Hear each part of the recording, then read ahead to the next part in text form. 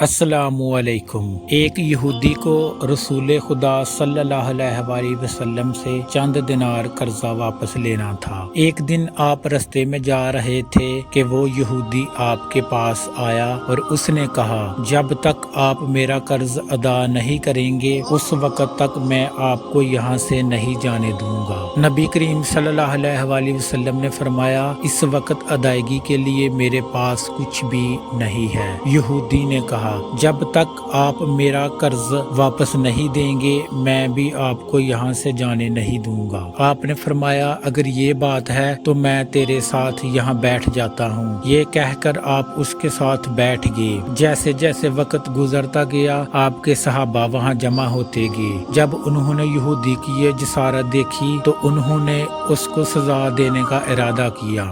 آپ نے انہیں ہر طرح کی تدبیر بھی کارروائی سے روک دیا اور فرمایا کہ تم دور چلے جاؤ۔ حکم رسول کے تحت صحابہ دور چلے گئے۔ سورج لمحہ بلمحہ گرم ہو رہا تھا اور اس کی تپش آپ کو اذیت پہنچ رہی تھی، یہاں تک کہ آپ کے چہرے اطہر سے پسینہ بہنے لگا۔ اس کے باوجود آپ نے کسی طرح کے غصے کا اظہار نہ کیا اور کوئی سخت جملہ نہ کہا۔ آپ سارا دن وہاں بیٹھے رہے اور ظہر، عصر اور مغرب عشاء کی نمازیں وہاں پڑھی۔ پھر رات چھا گئی، آپ نے رات بھی وہاں بسر کی اور فجر کی نماز بھی وہاں پڑھی۔ صحابہ یہودی کو ڈرانے دھمکانے لگے۔ آپ نے فرمایا، تم اس سے یہ کیسا سلوک کر رہے ہو؟ صحابہ نے کہا، یا رسول اللہ صلی اللہ علیہ وسلم، اس کی یہ جرأت کہ آپ کو ارغمال کا بنا کر اپنے پاس بٹھا لے۔ حضرت محمد صلی اللہ علیہ وسلم فرمایا، اللہ نے مجھے اس لیے نہیں بھیجا پر ظلم کروں۔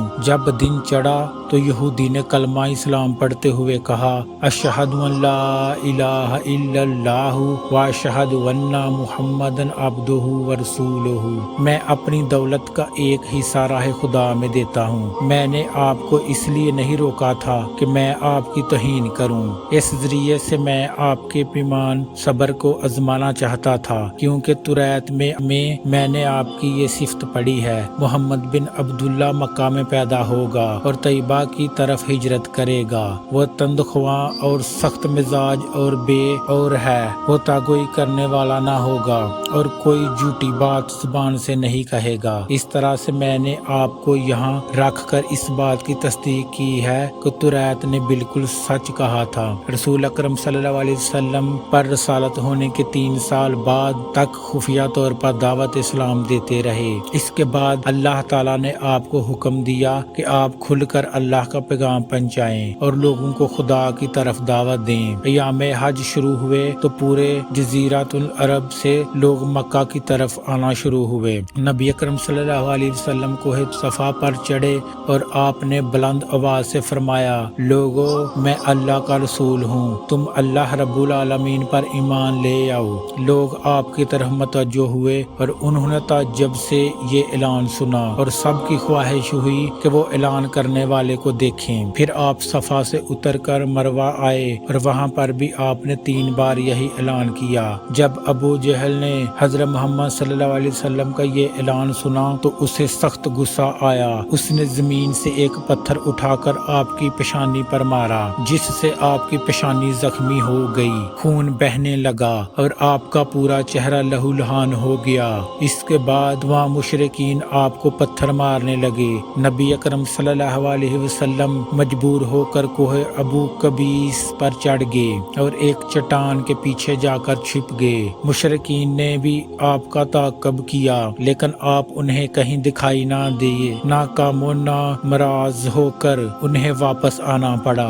اسی عرصہ میں ایک شخص نے حضرت علی علیہ السلام کو اس واقعہ کی اطلاع دی اور کہا کہ میرے خیال یہ ہے کہ محمد مارے جا چکے ہیں، نعوذ باللہ۔ یہ سن کر حضرت علی علیہ السلام کو شدید دکھ ہوا اور آپ ام المومنین حضرت خدیجہ الکبریٰ رضی اللہ تعالی عنہا کے پاس آئے اور ان سے کہا، میں نے سنا ہے کہ مشرکین نے رسول خدا صلی اللہ علیہ وآلہ وسلم پر سنگ باری کی ہے اور بعض لوگوں کا یہ گمان ہے کہ نبی اکرم صلی اللہ علیہ وسلم شہید ہو گئے ہیں۔ آپ روٹی پانی اٹھائیں اور میرے ساتھ انہیں تلاش کرنے کے لیے چلیں، ممکن ہے ہمیں ان کا کہیں نشان مل جائے۔ آپ وادی پر نظر رکھیں اور میں پہاڑ کے دامن میں آپ صلی اللہ علیہ وسلم کو تلاش کرتا ہوں۔ हूँ। आप रोते हुए आगे बढ़े और आप कह रहे थे, या रसूलल्लाह सल्लल्लाहु अलैहि वसल्लम हमें जवाब दें, आप कहाँ हैं? मेरी रूह आप पर कुर्बान। आप किस वादी में भूखे प्यासे हैं? आपने फरमाया था,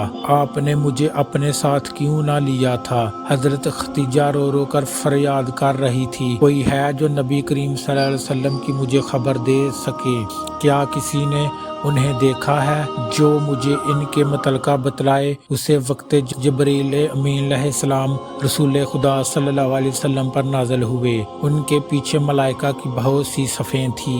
उन्होंने हजूर पाक सल्लल्लाहु अलैहि वसल्लम से कहा, खुदावंद जिबार ने हमें आपके फरमान की तामील के लिए भेजा है। अगर आप चाहें तो हम इस कौम को तबाह कर देंगे और इनका दुनिया से कहीं नामो निशान तक दिखाई ना देगा। रहमतुल्लाह आलमीन ने फरमाया, मैं नबी रहमत बनाकर भेजा गया हूँ, मैं अज़ाबो इंतकाम का हामी नहीं हूँ। परवरदिगार मेरी कौम को माफ कर दे, वो मुझे जानते नहीं हैं। जबरील अमीन अलैहिस्सलाम ने हजूर पाक सल्लल्लाहु अलैहि वसल्लम से कहा, खतीजा अलैहिस्सलाम आपको तलाश कर रही हैं। खतीजा के रोने ने आसमान के फरिश्तों को रुला दिया है। आप उन्हें जवाब दें, खुदा की तरफ से और हमारी तरफ से उन्हें सलाम पहुंचाएं और उन्हें जन्नत की बशारत दें। नबी अकरम सल्लल्लाहु अलैहि वसल्लम ने खतीजा अली को सदा दी और उन्हें अपने पास बुलाया। दोनों शख्सियात आपकी खिदमत में हाजिर हुई। उन्होंने आपकी पेशानी पर पट्टी बांधी और घर ले आए। जब मुशरिकीन को मालूम हुआ कि नबी अकरम सल्लल्लाहु अलैहि वसल्लम अपने घर आ चुके हैं तो उन्होंने घर का मुहासरा कर लिया और संग बारिश शुरू कर दी। हजरत अली रजी अल्लाह ताला अन्हा और हजरत खतीजा रजी अल्लाह ताला अन्हो आपका दफा करने लगे।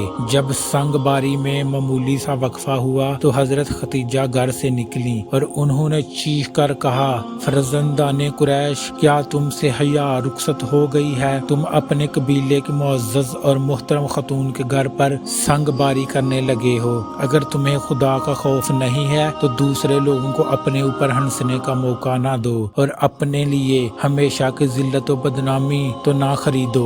जब मुशरिकीन ने हजरत खतीजा अलैहिस्सलाम की गुफ्तगू सुनी तो नदामत के मारे इनके सर झुक गए और वो शर्मिंदा होकर अपने घरों को चले गए। नबी अकरम सल्लल्लाहु अलैहि वसल्लम ने दावत इस्लाम का आगाज इन रूह अरसा वाकयात के साथ किया था। आप पर करोड़ों सलाम हो। आपने लोगों को गुमराही और दलालत से बचाने के लिए कदम कदम पर तकलीफें उठाई और सदाम बर्दाश्त किए। उम्मीद करता हूँ कि आपको आज की वीडियो अच्छी लगी होगी। अगर आपको हमारी वीडियो अच्छी लगी है तो वीडियो को लाइक करें और मज़ीद इस तरह की वीडियो देखने के लिए हमारा चैनल सब्सक्राइब कर लें। मिलते हैं नेक्स्ट वीडियो में। शुक्रिया।